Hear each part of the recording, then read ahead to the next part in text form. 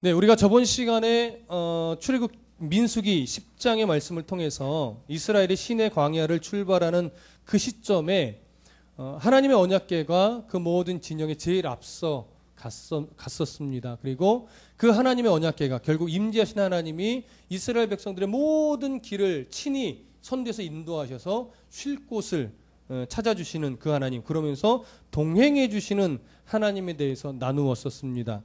이것은 하나님의 약속이고 신실하신 하나님이 이스라엘의 모든 여정 가운데 함께 하시며 그들을 지키시고 쉴 곳을 늘 찾게 해주시겠다는 약속과 마찬가지였습니다.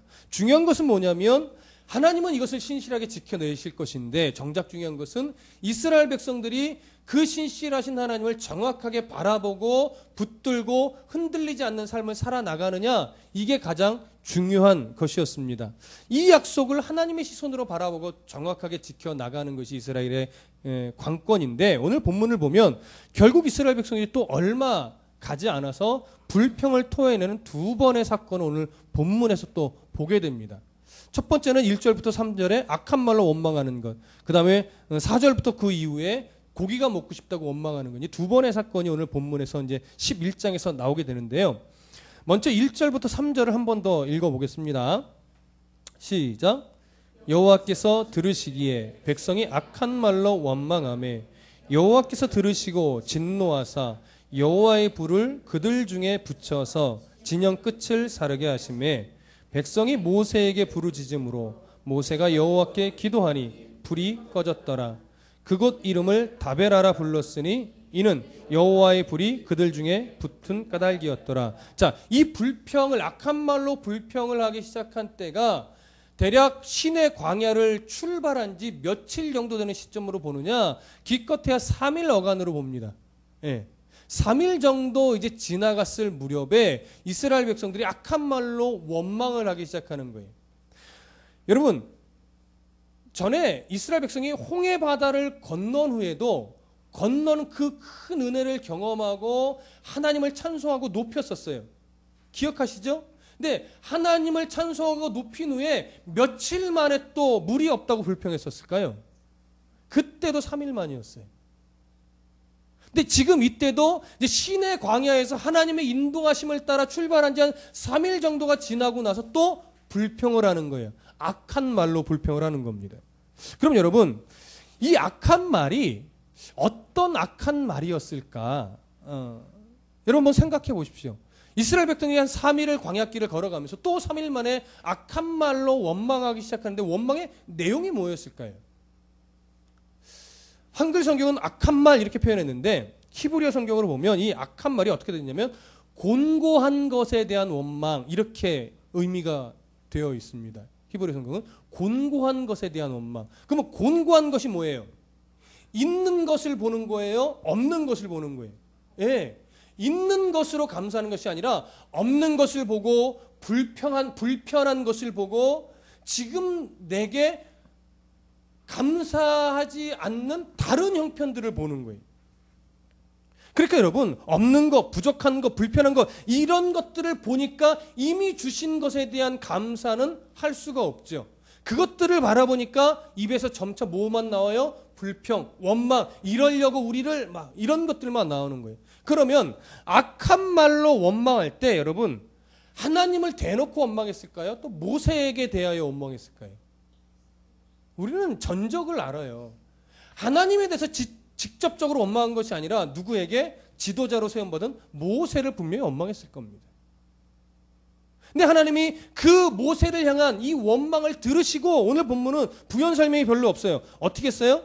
진노하셨어요. 진노하사 여호와의 불을 그들 중에 붙여서 진영 끝을 사르게 하셨어요. 이 불은 분명히 초자연적인 불이었을 겁니다. 예.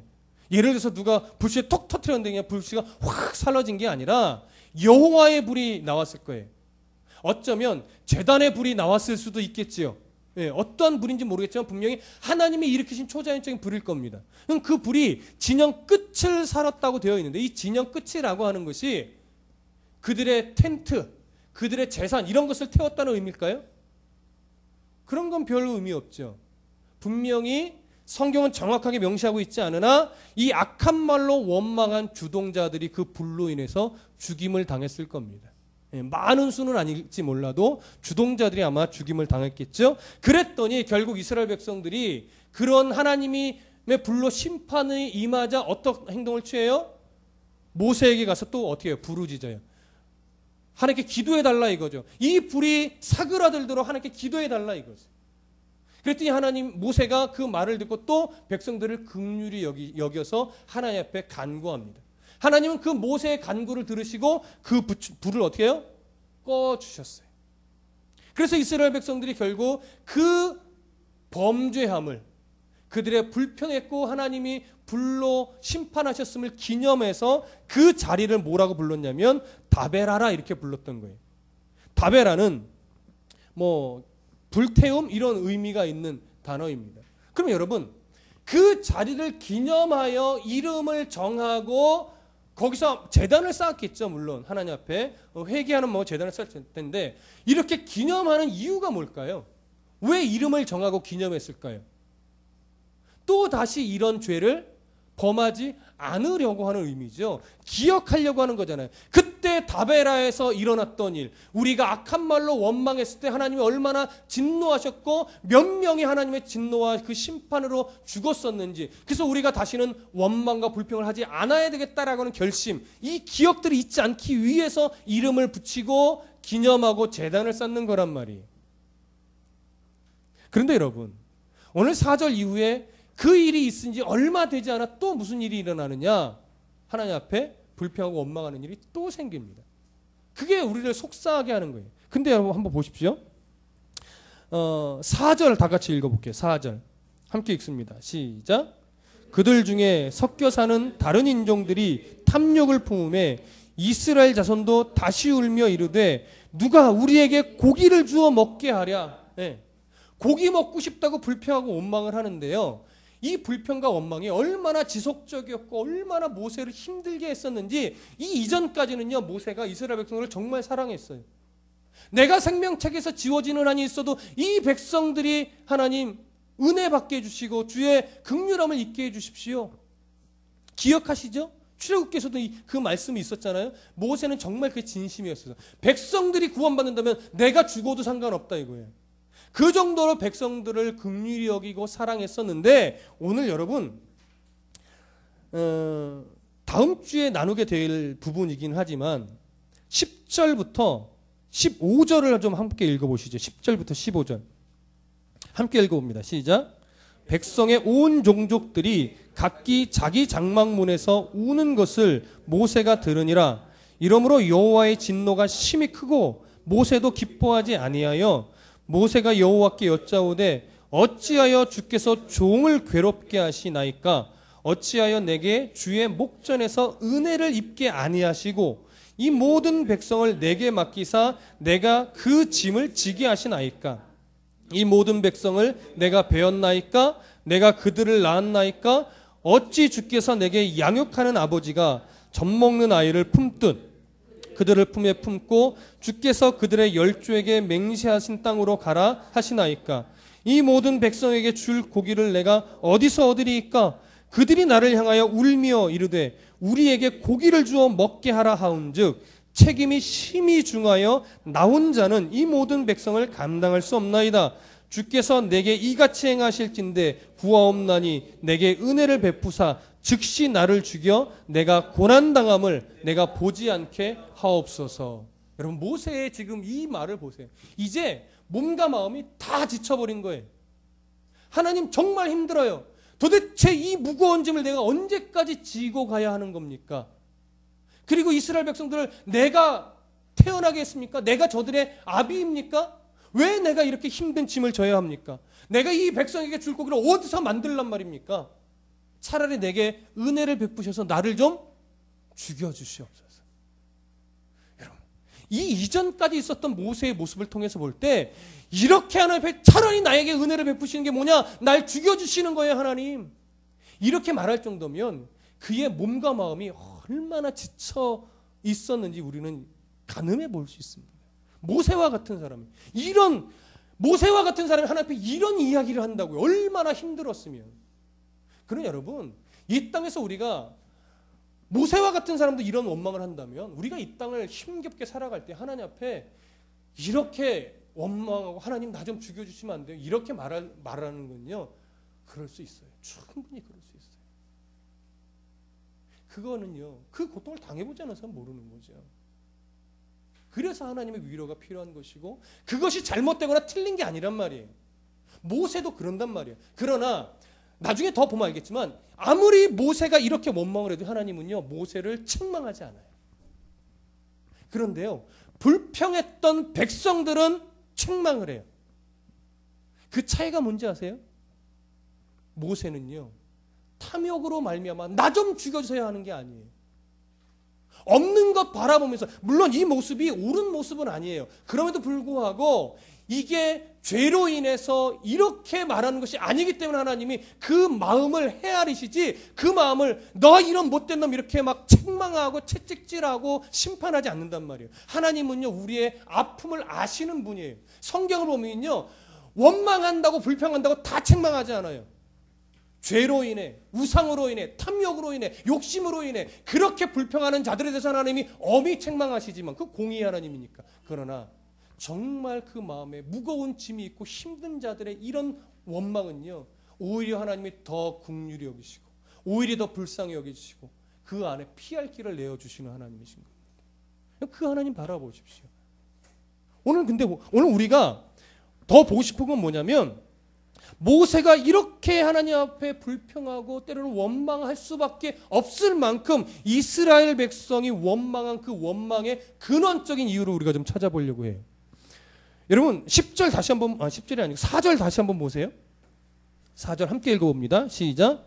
그들 중에 섞여 사는 다른 인종들이 탐욕을 품음에 이스라엘 자손도 다시 울며 이르되 누가 우리에게 고기를 주어 먹게 하라. 자, 이스라엘 백성들이 원망을 하기 시작했는데 그 원망의 시작점이 이스라엘입니까? 아니면 다른 누군가입니까? 다른 누군가예요, 여러분. 잘 보셔야 돼요. 이스라엘 백성이 먼저 원망을 시작하는 것이 아니라 이스라엘 백성 안에 섞여 사는 다른 인종이 탐욕을 품었던 거예요. 여기서 말하는 탐욕은요, 욕심이에요. 다시 얘기하면 여기서 말하는 이 탐욕은요, 배고파서 일어난 일이 아니에요, 여러분. 단순한 불평이 아니에요. 배고파서도 아니고 먹을 것이 없어서도 아니에요. 여러분 오늘 7절부터 9절을 보면 만나는 가시와 같고 모양은 진주와 같은 것이라 백성이 두루다니며 그것을 거두어 맷돌에 갈기도 하며 절구에 찢기도 하고 가마에 삶기도 하여 과자를 만들었으니 그 맛이 기름 섞은 과자 맛 같았더라. 밤에 이슬이 진영에 내릴 때 만나도 함께 내렸다. 늘 함께 내린 거예요. 늘. 그럼 보세요. 이 만나가 맛이 없어요? 이렇게도 해먹어도 맛있고 저렇게 해먹어도 맛있고 이렇게 해먹어도 맛있는 거예요. 맛이 없지 않아요. 정말 새로워요. 우리도 꿈에 한 번씩 꾸잖아요. 나도 만나 한번 먹어봤으면. 그렇지 않아요? 여러분 밥도 좋고 고기도 좋고 A뿔뿔 한우 등급 좋은 소고기 먹는 것도 좋지만 여러분 죽기 전에 한번 만나 먹어보고 싶지 않아요? 우리는 그게 소원 중에 하나라고요. 근데 이들은 뭐 했어요? 매일 먹었어요. 매일. 그것도 배부르게.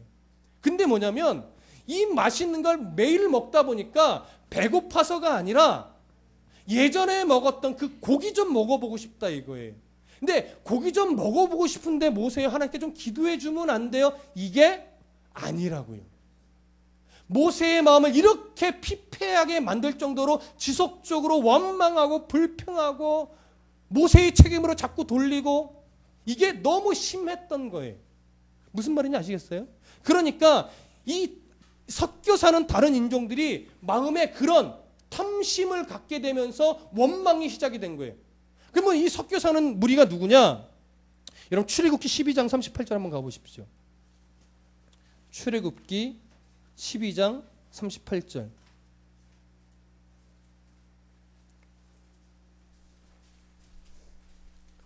출애굽기 12장 38절.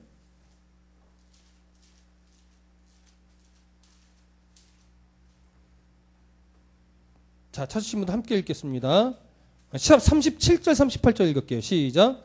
이스라엘 자손이 라암셋을 떠나 숫곳에 이르니 유아 외에 보행하는 장정이 60만 가량이요 수많은 잡족과 양과 소와 심이 많은 가축들이 그들과 함께하였으며. 자, 이스라엘 백성이 출애굽할 때 장정만 60만이니까 대략 남녀노소를 합치면 200만 명가량 되는 숫자예요. 200만 명이 출애굽을 하는데 그 사이에 이스라엘뿐만이 아니라 누구도 있었다고요? 수많은 잡족이 있었어요.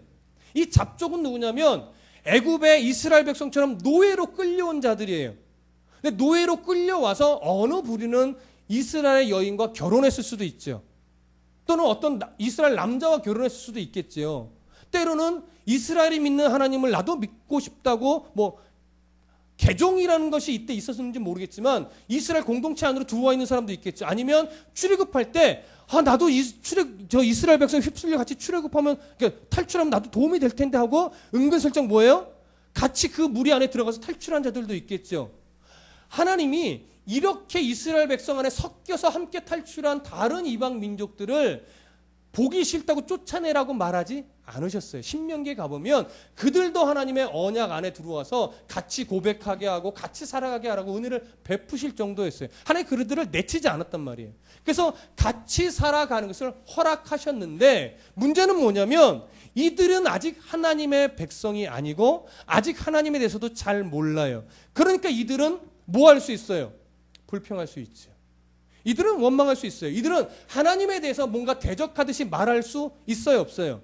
있어요. 그러나 이스라엘 백성들은 그런 많은 잡족이지만 이게 많다고 해서 얼마나 많겠어요? 이스라엘 백성 안에 들어왔으면 어느 문화에 동화되어야 돼요? 그들이 이스라엘을 하나님을 섬기는 그 문화 안으로 동화되어야 돼요. 근데 실제적인 모습은 뭐예요? 이스라엘 백성과 숫자로 따지면 굉장히 적은 수일 텐데 이들이 원망하니까 이스라엘 백성이 따라서 분별하지 못하고 뭐예요? 따라서 원망한다고요. 그러면서 이제 원망하기 시작하니까 앞뒤 좌우를 구분하지 못하는 거예요. 뭐가 옳은 건지 생각하지 못하는 거예요. 왜? 지들도 속으로는 뭐 하고 싶었던 거예요? 고기 먹고 싶었던 거죠. 그렇죠? 소고기 먹고 싶었던 거죠. 돼지고기 먹고 싶었던 거죠. 그러니까 아따 잘됐다 이거죠. 하나님이 기뻐하시는 일인지 아닌지에 대한 구분도 없이 이들이 원망하니까 따로 뭐예요? 따라서 원망하기 시작하는 거고 그 원망이 얼마나 심했든지 모세의 몸과 마음을 다 지치게 만들었습니다. 여러분 잘 들으셔야 되는 게 뭐냐면 성도들을 힘들게 하는 요인은요 대부분 다 믿음 있는 소리가 아니라 믿음 없는 소리입니다. 예수를 믿고 안 믿고를 떠나서 성도들이 힘들어지는 이유 중에 하나는 뭐냐면 믿음 없는 소리가 나에게 가시가 돼서 찌르는 거예요. 그런데 성도들이요 믿음 없는 소리는 하나님이 기뻐하는 소리가 아니에요. 무슨 말씀인지 아시죠? 하나님이 인정하는 소리가 아니라고요. 성도들이 영향을 받아야 되는 것은 하나님의 말씀이고 하나님이 인정하는 소리들을 듣고 위로를 받고 힘을 얻고 그걸 가지고 살아가야 돼요. 하나님이 기뻐하지 않는 믿음이 없는 소리는 어떻게 돼요? 한 귀로 듣고 한 귀로 흘려야 돼. 이게 실력이에요. 근데 뭐냐면 이런 거죠. 목사님이 강단에서 하나님 말씀으로 위로를 하면 위로가 되는 것 같긴 한데 실제 위로는 잘 안 되고 누군가 믿음 없는 소리를 내게 하면 그게 가슴에 꽂히는 거예요. 교회 밖에서 교회 안에 다 마찬가지예요. 믿음 없는 특히 그래서 교회 다니는 사람들은요 어딜 가지 말라고 하냐면 요즘에 밴드가 활성화되면서 막 동창회니 뭐니 많잖아요. 동창회를 갔다 오면 부부싸움이 일어난다고 하대요. 동창회를 갔다 오면 또 그 동창회가 항상 썸 타는 그 기회가 된다고 하대요. 무슨 말씀인지 아시죠? 몰라요? 우리나라 콩글리시예요. 예, 불륜의 원상지가 된다는 거예요. 예, 불륜의 원상지가 돼요, 그게. 그러니까 보세요. 그리스도인들이 예수 믿는 사람들이 그 자리에 가면 거기서 선한 영향력을 미치는 것이 아니라 선한 영향력 대신에 뭘 미쳐요? 그 문화에 휩쓸려요. 그리고 그 문화를 같이 타요. 그래서 같은 자리에서 그냥 술 퍼마시고 같이 불륜의 온상제에 끌려서 집사님 오니 상관없이 같이 애인 만들고 세상의 드라마들이 자꾸 불륜을 아름다운 사랑으로 그리고 결혼 전에 남자와 잠자리 안 하면 바보인 사람처럼 그렇게 그려내고 그 문화 속에서 예수 믿는 사람들 덩달아 그것이 정말 옳은 것인 줄 알고 믿음의 말씀의 가치관을 그렇게 들어왔음에도 불구하고 대학에 가고 또 사회에 가서는 믿는 자로서의 영향을 발휘하기보다 어떻게 돼요? 믿지 않는 사람처럼 똑같이 술 마시고 담배 피고 쾌락과 유흥에 빠져서 그렇게 살아간대요. 도대체 예수 믿는 자의 모습이 어디 있는지, 때로는 목사인지 때로는 집사인지 장로인지 구분이 안 가는, 여러분, 사람이 어떤 영향을 받을 때요, 믿음의 영향을 받기는 굉장히 어렵습니다. 근데 나쁜 것의 영향은 너무 잘 받지요. 오늘 성경은요 정확하게 드러내고 있어요. 수많은 잡족들이 몇 마디 원망했다고 이스라엘 전체가 동요돼서 이스라엘 전체가 원망하기 시작하는데 각기 자기 장막 문 앞에서 원망하는 소리를 모세가 들어요. 얼마나 깝깝했을까요? 여러분, 믿음 없는 소리는 귀를 닫으십시오. 물론 제가 닫으란다고 쉽게 닫아지는 것 아닌 줄은 압니다. 명절 가족들 만나면 또 믿음 없는 사람들이 믿음 있는 사람들의 가슴을 수없이 후벼 팔 겁니다. 네, 차례를 지내는데 너는 왜 절을 안 하냐는 둥, 그 술 한잔 마실 수 있지 너만 예수 믿냐고 술 한잔 하자고 막 별의별 일 다 있을 수 있어요.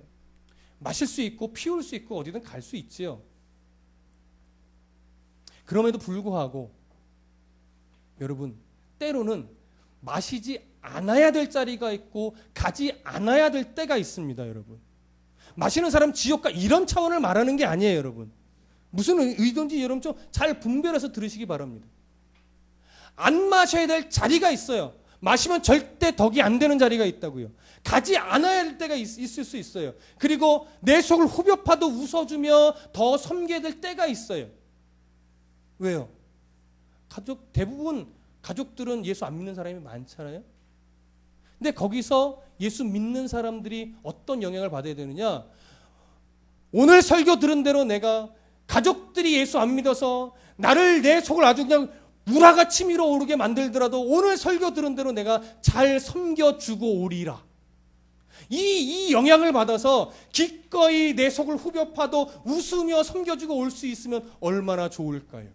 내 설교를 들었음에도 불구하고 귀로는 아는데 막상 가서 내 속을 뒤집어 보면 내가 이놈의 집구석 다시는 안 온다고 발로 걷어차고 돌아와서 아휴, 내가 왜 그랬지, 그때 예수 믿는 실력을 발휘했어야 되는데, 이렇게 후회하지 마시고. 무슨 말씀인지 아시겠어요? 좋은 영향력은요 그만큼 미치기가 어렵고 힘들어요. 여러분, 그래서 훈련이 필요하고 그래서 정말로 견뎌내는 싸움이 필요해요. 믿지 않는 사람의 소리와 거기에 반응해야 될 수많은 그리스도인답지 않은 반응들은 그냥 너무 쉽게 나와요. 너무 쉽게. 아예 그냥 어울리거나 아예 정말 주먹 쥐고 싸우고 오거나. 그러나 그 속에서, 여러분, 그 속에서 우리가 예수 믿기 때문에 뭐예요? 거기서 만들어내야 될 열매가 있다. 그걸 우리가 해결해야 돼요. 올해만큼은 그 싸움에서 좀 승리해 보시자고요. 그들이 수많은 잡족이다 이건 아니에요. 제가 이렇게 표현하면 큰일 나죠. 그분들이 잡족은 아니에요. 그러나 믿음 없는 소리로 분명히 이번 명절에도 내 가슴을 상체기를 낼 거란 말이에요. 명절에도 생체기를 낼 거란 말이에요. 그때 뻔히 아는데 또 생체기 당해서 쓰라린 가슴 안고 오실 거예요? 매해마다? 그럴 수 없잖아요. 생채기 낼 걸 아니까 내세요 하고 기꺼이 생채기를 받아주고 기쁨으로 나는 승리하고 오는 거지요. 그러면 거기서 어떻게 해요? 양으로 기꺼이 찢겨주면, 양으로 기꺼이 먹혀주면 언젠가는 그들이 이리로 양을 삼켜버렸는데 그들이 양이 되는 때가 온다고요. 그게 시일이 때로는 오래 걸려서 힘겨운 거예요. 그래서 여러분 힘을 내셔야 됩니다. 은혜를 잃어버린 이 시대에 우리가 그리스도인으로 살아간다는 것이 굉장히 어렵고 힘들어요. 분명히 수많은 섞여 사는 인종, 수많은 잡족들의 소리가 이스라엘을 죄악 속으로 끌고 갔듯이 이번 명절을 보내면서 우리 성도들의 가슴도 분명히 누군가로 인해 찢기고 상처날 텐데 목회자로서 사실은 염려가 많이 됩니다. 명절을 지내고 와서 목사님 잘 견뎠어요. 열심히 섬겨주고 왔어요. 예전처럼 똑같이 내 속을 후벼 팠는데요. 예전에는 뭐 화가 나고 울분이 치어올랐는데 올해는요 잘 받아냈어요. 별로 그것이 섭섭하지 않던데요. 이런 소리가 좀 들렸으면 좋겠습니다. 네, 변하지 않아요. 똑같을 거예요. 날 힘들게 할 거예요. 근데 올해는 스펀지처럼 잘 받고 상처기 좀 내주고, 예전에는 상처가 났다면 이번엔 상처를 내주고 오는 거죠. 기꺼이. 그러면 이겨낼 수 있습니다. 견뎌낼 수 있습니다. 그러면 웃으면서 와서 명절 끝나고 병원 가는 성도들이 줄어들겠지요. 명절 증후군으로 입원하는 분들도 꽤 많이 있다는 뉴스를 듣고 참 속상했습니다. 물론 대부분 다 남편들이 제 역할을 못해서 그런 건 압니다. 올해 명절 남편들이 또 제 역할 못할 거예요. 저도 마찬가지고 못하겠지요. 그거에 너무 상처받지 마시고 우리 남편 성도들은 예전보다 더 열심히 아내 힘들지 않게 더 옆에서 좀 서포트 하십시오. 저도 하도록 애쓰겠습니다. 그리고 여러분들은 또 여성도분들은 거기서 기꺼이 내가 죽어주리라. 그리고 잘 갔다 오십시오. 그래서 즐거운 소리들, 제가 이렇게 이겨냈습니다. 이런 나눔들이 좀 많이 일어났으면 좋겠습니다. 여러분 로마서 12장 2절에 이런 말씀이 있습니다. 너희는 이 세대를 본받지 말고 오직 마음을 새롭게 함으로 변화를 받아 하나님의 선하시고 기뻐하시고 온전하신 뜻이 무엇인지 분별하도록 하라. 여기서 말하는 이 세대라고 하는 것은 그 세대의 문화입니다. 그 세대의 경향입니다. 그 세대가 추구하는 것들이에요. 가치 있다고 추구하는 것들. 근데 그것들은 대부분 하나님이 원하심과 상반되는 경우가 대부분입니다. 그것들을 따라가지 않고 삶 속에서 하나님의 기뻐하시고 선하시고 온전하신 뜻이 무엇인지 분별하는 삶을 살아가야 되는데, 여기서 분별이라고 하는 것을 헬라어 성경으로 보면 입증하라는 거예요. 입증. 삶 속에서 살아가는 그 너희들의 모습을 가지고 하나님의 선하시고 기뻐하시고 온전한 뜻이 무엇인지 입증하는 삶을 살아내라는 거죠. 어떻게 해요? 주먹 맞대고 싸움질하면 하나님의 선하신 뜻이 나타나지 않습니다. 입에 쌍숏을 달고 오면 하나님의 온전하신 뜻이 그 자리에 세워지지 않는 거예요. 그래서 여러분, 양으로서 이리때 가운데 들어간 자처럼 기꺼이 상체기를 내어주고 오면 언젠가는 거기서 하나님의 선하신 뜻이 드러나고 온전하신 뜻이 세워지고 기뻐하신 뜻이 증거되어지는 겁니다.